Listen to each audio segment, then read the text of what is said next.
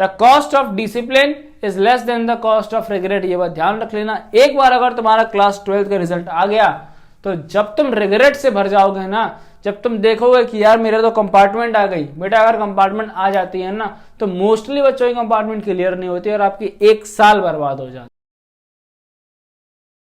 आज की इस वीडियो में तुमसे कुछ सीरियस टॉपिक पे बात करने वाला हूं। जितने क्लास 12 के स्टूडेंट हो सकता है तुम्हारी स्ट्रीम कोई भी हो, तुम्हारी स्ट्रीम मैथ्स हो सकती है, हो सकता है तुम बायो के, हो सकता है तुम कॉमर्स के हो सकता है आप आर्ट्स स्ट्रीम के हो। क्लास 12 तुम्हारी शुरू होती है अप्रैल में। कब शुरू होती है? अप्रैल में तुम्हारी क्लास 12 शुरू हो जाती है। और अप्रैल में तुम्हारे पास एक्सक्यूज था। क्या एक्सक्यूज था? कि भैया मेरी 11th वेस्ट है,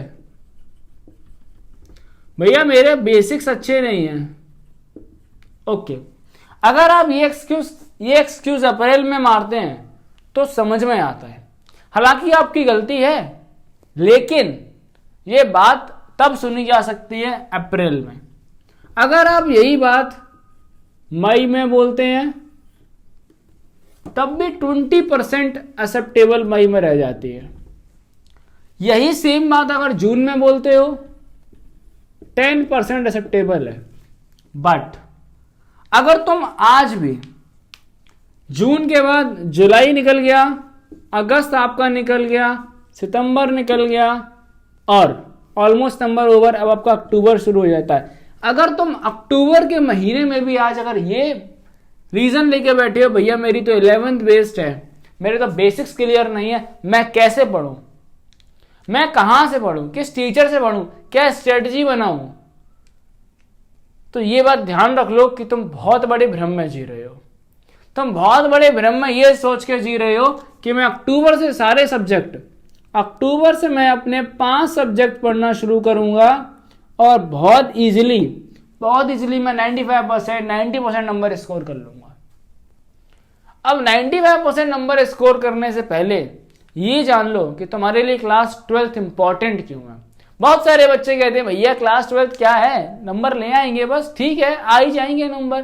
देखो, एक मेरे सामने का बहुत सीरियस केस था कोटा का। क्या हुआ, बच्चे ने कोटा में एडमिशन लिया और जब बच्चे कोटा में एडमिशन लेते हैं तो वो डमी स्कूल में एडमिशन ले लेते हैं। हाँ भैया ले लेते हैं। क्या हुआ, उसने डमी स्कूल में एडमिशन लिया और मस्त जेईई की प्रिपरेशन करी और उसने जेईई एडवांस क्वालिफाई कर लिया। क्या क्वालिफाई कर लिया? जेईई एडवांस क्वालिफाई किया, उसे आईआईटी में एडमिशन मिल जाता। क्या मिल जाता? आईआईटी में एडमिशन मिल जाता। ठीक है, ओके। बट इस तरफ उसका बोर्ड एग्जाम था और उसने बोर्ड एग्जाम में जो क्राइटेरिया होता है 75% का, वो उस बच्चे का क्लियर नहीं था।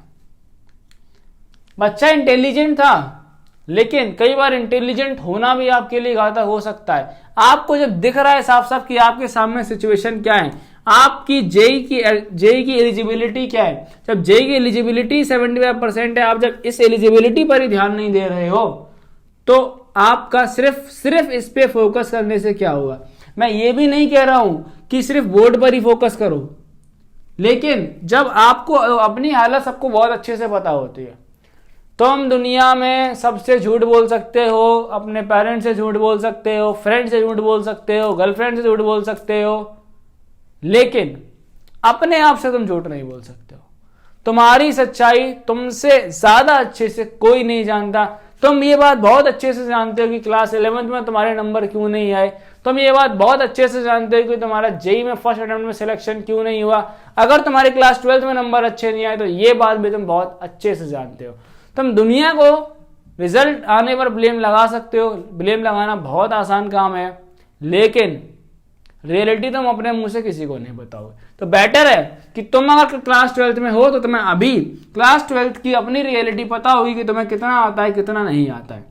सबसे पहला काम क्या करना है, आपको आपका जो भी कॉम्पिटिटिव एग्जाम है, इसीलिए मैंने स्टार्टिंग में कहा था अगर तुम मैथ्स के हो, नीट के हो, बायो के हो, कॉमर्स के हो, आपका जो भी कॉम्पिटिटिव एग्जाम है उसका जो भी क्राइटेरिया है वो कम से कम, सबसे पहली बात क्या है कि हम एटलीस्ट उस क्राइटेरिया को फुलफिल कर रहे हो, इतने नंबर तो स्कोर ले आए, इतने नंबर तो स्कोर कर ही लेंगे। अब भैया क्या हमारा टारगेट सिर्फ ये 75% नंबर होना चाहिए? बिल्कुल नहीं, क्योंकि दिक्कत क्या होती है, तुम जितना भी टारगेट बनाते हो हमेशा तुम नंबर उससे कम लेके आते हो। तो कम से कम टारगेट तुम्हारा, कम से कम टारगेट 90% होना चाहिए। At least your target should be to score 90% marks in the class 12th। तब कहीं जाके तुम 80 या 85% नंबर स्कोर कर पाओगे। जो तुम्हारी जो रियलिटी है मैं वो बताता हूँ।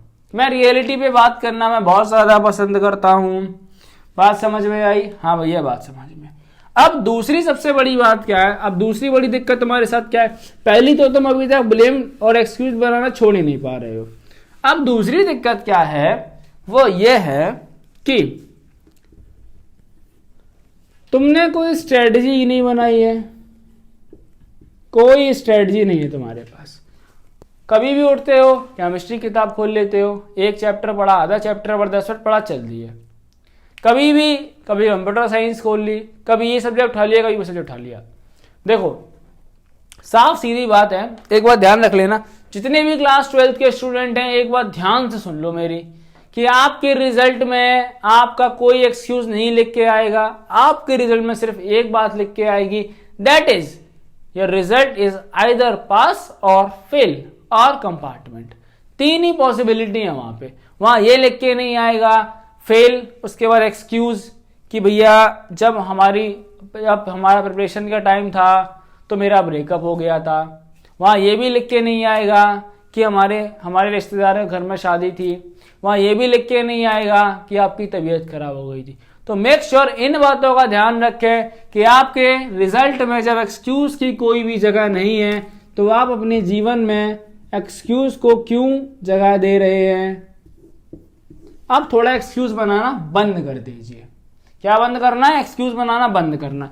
और हमें एक स्ट्रेटजी बनानी है, कि हम ये सब्जेक्ट इतने टाइम में कंप्लीट करेंगे।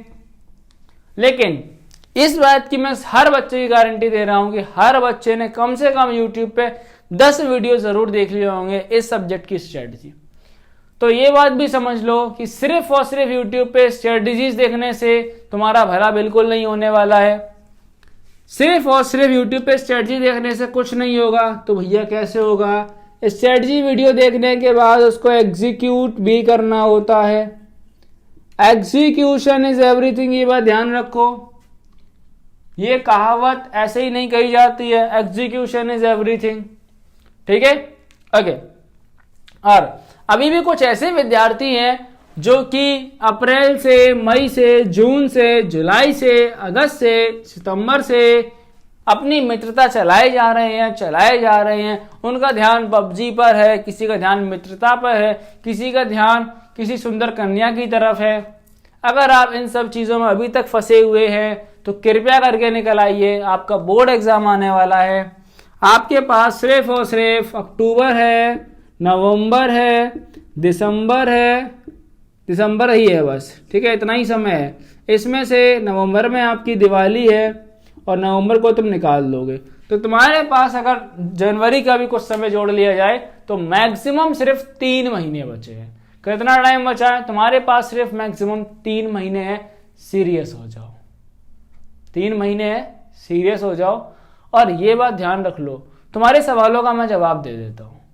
तुम्हारे अंदर बहुत सारे सवाल होंगे ना कि भैया क्लास 12th में अच्छे नंबर लाने क्यों हैं। मैं तुम्हें फायदे बताता हूं। क्लास 12th में अच्छे नंबर स्कोर करने के फायदे क्या होंगे। सबसे पहला बेनिफिट है दैट इज कि आपका जो भी कॉम्पिटिटिव एग्जाम होगा, जो भी तुम्हारा कॉम्पिटिटिव एग्जाम है, आप उसके लिए एलिजिबल हो जाओगे। क्या हो जाओगे? आप उस कॉम्पिटिटिव एग्जाम के लिए एलिजिबल हो जाओगे। ठीक है। दूसरी इंपॉर्टेंट बात दैट इज कि आप अगर क्लास 12 में अच्छे नंबर लेके आते हो और अगर आप किसी भी इंस्टीट्यूट के अंदर, किसी भी इंस्टीट्यूट में अगर आप एडमिशन लेने जाओगे तो आपको वहां स्कॉलरशिप मिलेगी, यानी कि आपकी फीस कम हो जाएगी। क्या हो जाएगी? आपकी फीस जो है कम हो जाएगी। आगे जाके आप कई सारी स्कॉलरशिप स्कीम्स में अगर अप्लाई करते हो तो आपके क्लास 12th के मार्क्स वहां मैटर कर रहे होंगे। और number 4 is that is class 12th में अच्छे नंबर आपको एक अच्छा सा, आपको एक कॉन्फिडेंस में बूस्ट लेके आएंगे। आपका कॉन्फिडेंस बूस्ट होगा जो कि आपको आगे जाके जरूर हेल्प करेगा। ये जितने भी हमारे अचीवमेंट्स होते हैं ये हमारे डाउनफॉल में, ठीक है। कभी कभी आगे जब हमें कुछ टाइम सही नहीं चल रहा होता है, चीज़ें आपके हिसाब से नहीं चल रही होती हैं आपकी लाइफ में, तब यही अचीवमेंट्स हमें मोटिवेट करते हैं अपने ऊपर भरोसा दिलाने में, ओके। और अगर तुम्हें आज भी अगर यही लग रहा है बेटा कि आपके 10 फ्रेंड्स हैं, तो एक बात मैं आपको फिर बता देता हूं कि लाइफ में कभी आपको इतने फ्रेंड्स की जरूरत ही नहीं है और सब तुम्हारे दोस्त नहीं है।